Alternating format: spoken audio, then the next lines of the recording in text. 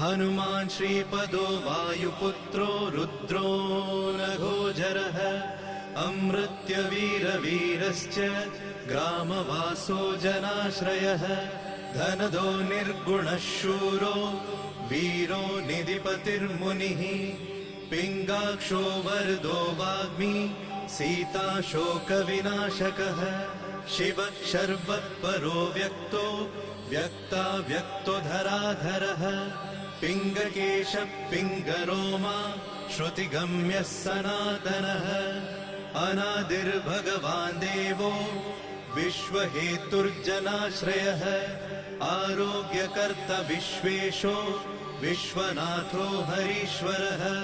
भर्गो रामो रामभक्तः कल्याणप्रकृतिस्थिरः विश्वम्भरो विश्वमूर्तिर्